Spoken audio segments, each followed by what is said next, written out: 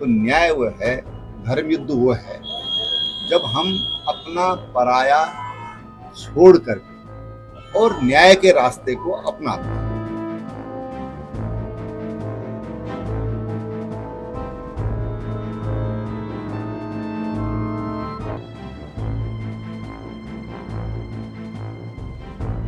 यह कैबिनेट को डिसीजन लेना है और सारे विषय सरकार के आंतरिक मामले और मुझे कुछ नहीं करना। नमस्कार, आप सभी का स्वागत है न्यूज स्पॉट इंडिया में और मैं हूं आपके साथ नवाब चौधरी।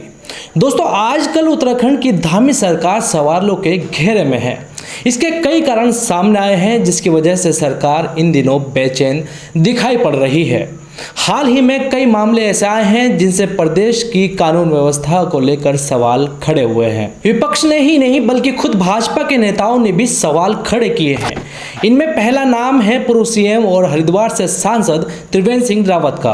प्रदेश में बढ़ते हुए क्राइम को लेकर सरकार लगातार घिर रही है, लेकिन अब जो मामला सामने आया है उसकी वजह से सरकार एक बार फिर से असमंजस की स्थिति में पहुंच सकती है। तमाम सवालों के बीच यह मामला सीएम पुष्कर सिंह धामी के माथे पर शिकन जरूर पैदा करेगा। जीरो टॉलरेंस की बात करने वाली धामी सरकार की असल अग्नि परीक्षा तो अब शुरू होगी। मामला है कैबिनेट मंत्री गणेश जोशी का, जो कि मसूरी विधानसभा से चौथी बार विधायक है और कैबिनेट में कृषि मंत्री का पद संभाले हुए है। मंत्री गणेश जोशी के ऊपर आय से अधिक संपत्ति रखने के आरोप लगे हैं, जिससे उनकी परेशानी खासा बढ़ने वाली है। उनकी अकेले की ही नहीं बल्कि सरकार भी इसमें घिसटने वाली है। गणेश जोशी प्रकरण में त्रिवेंद्र सिंह रावत ने तो सीएम धामी को राजधर्म निभाने की नसीहत भी दे डाली। इतना ही नहीं, राज्यसभा सांसद और बीजेपी प्रदेश अध्यक्ष महेंद्र भट्ट ने भी पल्ला झाड़ते हुए कहा कि ये सरकार का विषय है, संगठन का नहीं। सांसद त्रिवेंद्र सिंह रावत और महेंद्र भट्ट का बयान भी आपको आगे सुनाएंगे। सीएम पुष्कर सिंह धामी के सामने एक तरफ खाई और दूसरी तरफ कुएं वाली स्थिति बनी हुई है। इस प्रकरण के सामने आने के बाद क्या गणेश जोशी का मंत्री पद खतरे में है? इस रिपोर्ट को अंत तक जरूर देखिए ताकि मामला समझ में आ सके। गणेश जोशी के ऊपर आय से अधिक संपत्ति का मामला आरटीआई एक्टिविस्ट विकेश नेगी ने उजागर किया था। एडवोकेट विकेश नेगी ने मार्च 2024 को इस पूरे मामले में धारा 153(3) के तहत कोर्ट में प्रार्थना पत्र देकर विजिलेंस में मुकदमा दर्ज कराने की मांग की थी, जिसके बाद विजिलेंस जज मनीष मिश्रा की कोर्ट ने विजिलेंस से आख्या मांगी थी। आख्या के साथ ही विजिलेंस ने एक पत्र भी कोर्ट में पेश किया है। इस पूरे मामले पर मंगलवार को सुनवाई हुई है। इस पूरे मामले की विजिलेंस ने प्रारंभिक जांच पूरी कर ली है। साथ ही राज्य सरकार से आगे की कार्रवाई के लिए अनुमति भी मांगी है। पत्र लिखकर आगे की कार्रवाई के लिए अनुमति मांगी थी, जिसकी 8 अक्टूबर को समय अवधि पूरी होने जा रही है। कोर्ट के मुताबिक ऐसे मामलों में मंत्रिपरिषद को 3 महीने के अंदर निर्णय लेना होता है। अगर 3 महीने के अंदर मंत्रिपरिषद कोई निर्णय नहीं लेती है तो कोर्ट आगे की कार्रवाई का निर्णय लेगा। अब ये धामी कैबिनेट को तय करना है कि वे गणेश जोशी के खिलाफ केस दर्ज करने की अनुमति देती है या नहीं। आय से अधिक मामले की कोर्ट में अगली सुनवाई 19 अक्टूबर को होगी। गौरतलब है कि कैबिनेट मंत्री गणेश जोशी पर आय से अधिक मामले को लेकर RTI activist advocate Vikesh Negi ने मामले का उजागर किया था। वरिष्ठ पत्रकार गुणन जखमोला की फेसबुक पोस्ट के मुताबिक विकेश नेगी ने कैबिनेट मंत्री के 2022 के विधानसभा चुनाव लड़ने के दौरान दायर किए गए हल्फनामे को आधार बनाया। इसमें गणेश जोशी ने बताया कि उनके पास लगभग 9 करोड़ रुपए की संपत्ति है।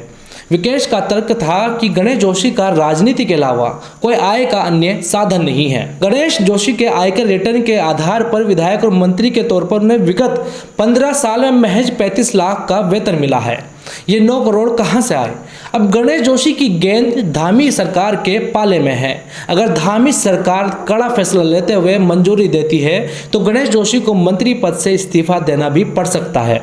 और अगर सरकार प्रारंभिक जांच को नाकाफी बताते हुए कार्रवाई को अनुमति नहीं देती है तो भ्रष्टाचार के खिलाफ जीरो टॉलरेंस की नीति पर सवाल खड़े हो जाएंगे। इस प्रकरण में सबसे प्रमुख चेहरा एडवोकेट विकेश नेगी का है, जिन्होंने अपनी परवाह न करते हुए सरकार के एक बड़े मंत्री से टकराने की जरूरत की है। हाल ही में विकेश नेगी को 6 महीनों के लिए देहरादून पुलिस ने जिला बदर किया था। पुलिस ने विकेश नेगी से समाज को खतरा बताते हुए डीएम देहरादून से जिला बदर करने की अनुशंसा की थी। हालांकि बाद में कमिश्नर कोर्ट ने जिलाधिकारी देहरादून के फैसले को रद्द कर दिया है।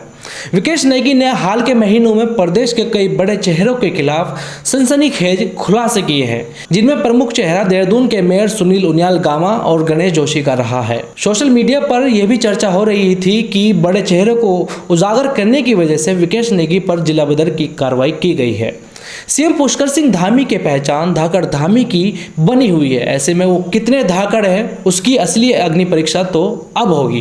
वो बोलते हैं ना कि न्याय क्या है, न्याय क्या है, भगवान ने गीता में क्या कहा। तो न्याय वो है, धर्म युद्ध वो है जब हम अपना पराया छोड़ करके और न्याय के रास्ते को अपनाते हैं, वो धर्म है।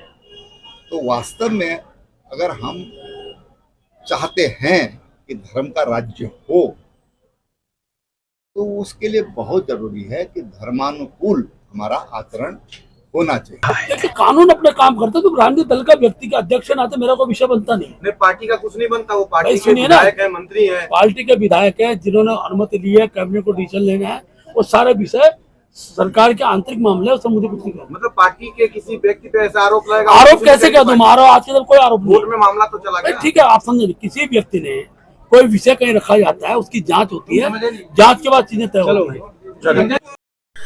उत्तराखंड सरकार में मंत्री गणेश जोशी पर विजिलेंस का शिकंजा अब कसने वाला है, यानी कि मुकाबला अब रोचक होगा।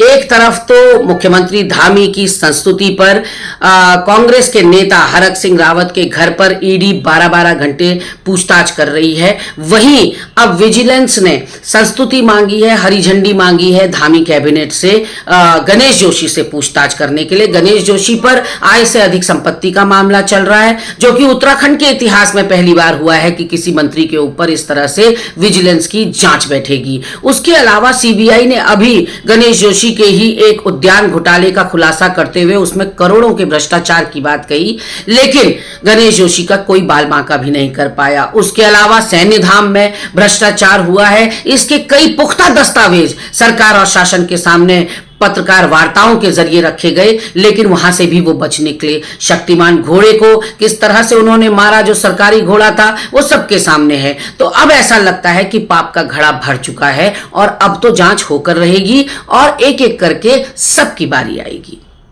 पूरे प्रकरण पर आपकी क्या राय है? हमें सरकार गणेश जोशी के खिलाफ कार्रवाई की अनुमति देगी या फिर जीरो टॉलरेंस की बात भी जुमला साबित होगी? अपना जवाब जरूर दीजिएगा और चैनल को सब्सक्राइब जरूर कीजिएगा।